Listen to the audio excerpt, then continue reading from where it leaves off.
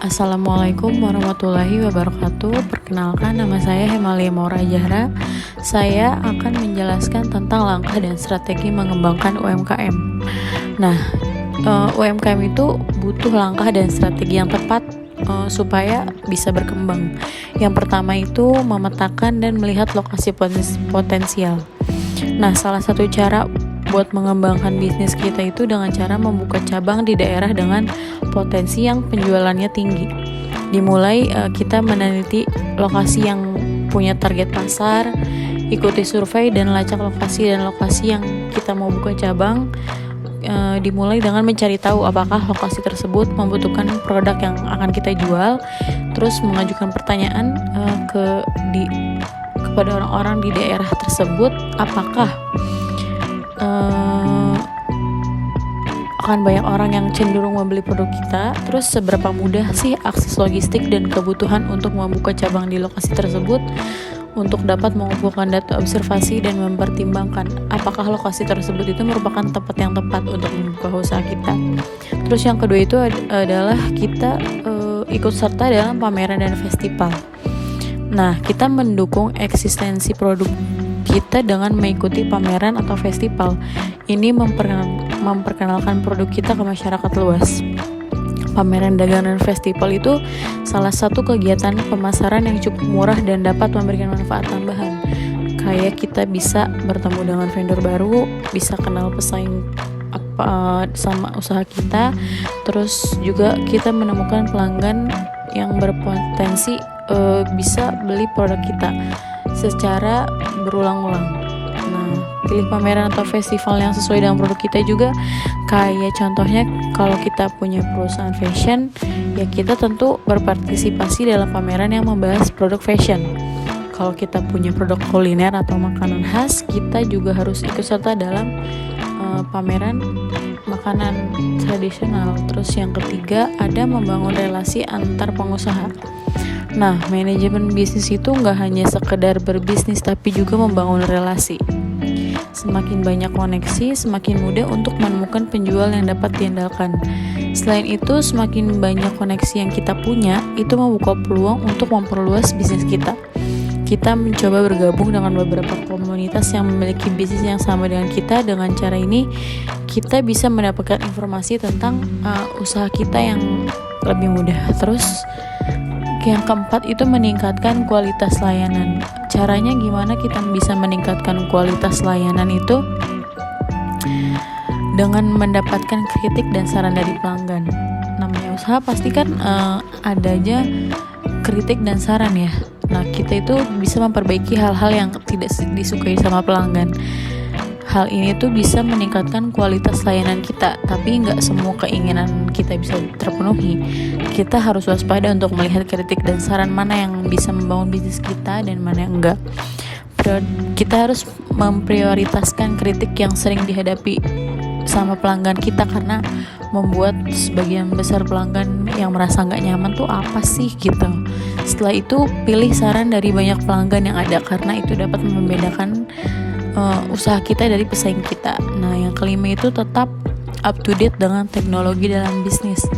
Nah, di era digital ini sayang banget kalau kita adalah termasuk orang yang sedikit ketinggalan teknologi, karena teknologi itu bisa membantu kita mengembangkan bisnis dalam hal manajemen, transaksi keuangan, komunikasi, dan penjualan. Kita juga harus sering membuka artikel tentang teknologi yang berhubungan dengan bisnis supaya nggak ketinggalan. Terus menggunakan teknologi dalam bisnis kayak berkomunikasi dengan pelanggan, menggunakan sosial media, mengirim video dan foto produk kita, terus masih banyak lagi.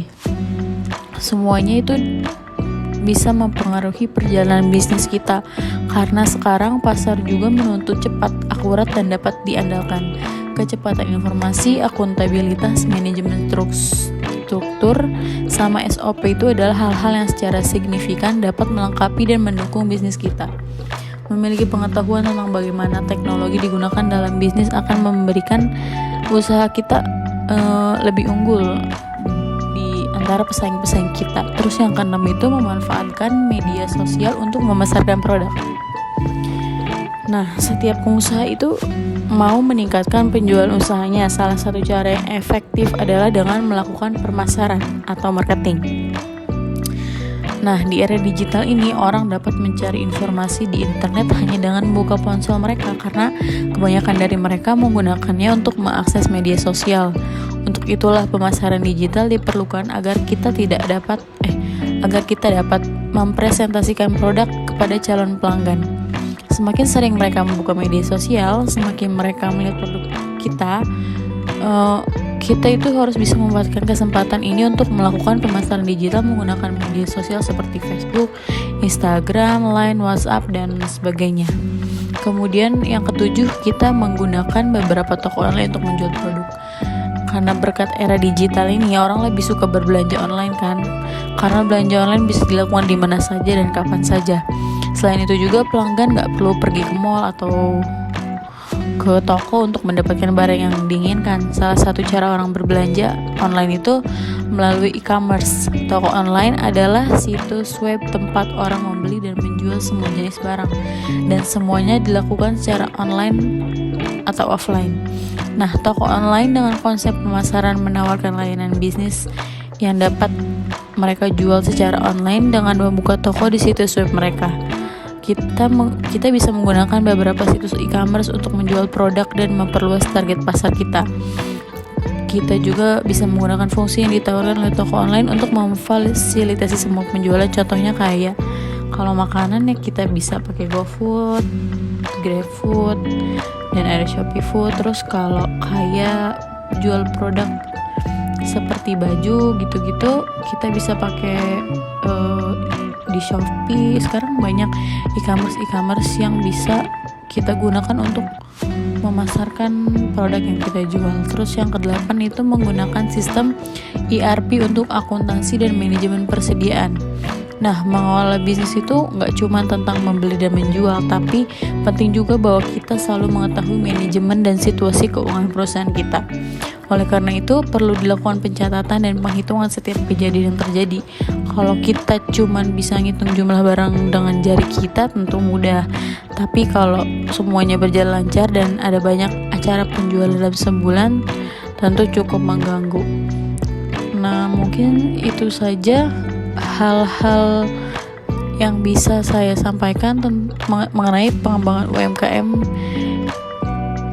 yang membutuhkan langkah dan strategi yang tepat. Kurang lebihnya mohon maaf. Wabillahi taufiq wal hidayah. Wassalamualaikum warahmatullahi wabarakatuh.